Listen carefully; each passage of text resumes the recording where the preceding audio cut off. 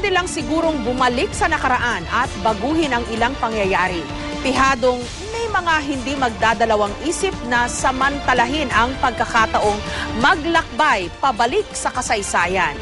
Sino nga ba sa atin ang walang pinagsisihan o pinanghinayangan man lang sa mga araw ng lumisan?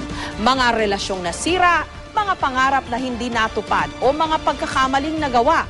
Kaya nga ang bagong taon, hindi lamang isang malaking selebrasyon, kundi isa ring magandang pagkakataon para sa marami na magsimulang muli. Bumuo ng mga bagong pangarap at higitan pa kung anuman ang nagawa ng mabuti.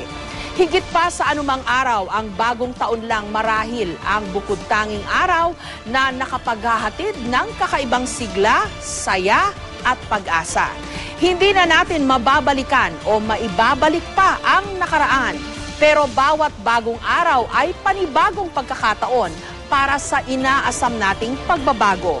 At walang pinakamabuting panahon para magsimula, kundi sa simula ng bagong taon.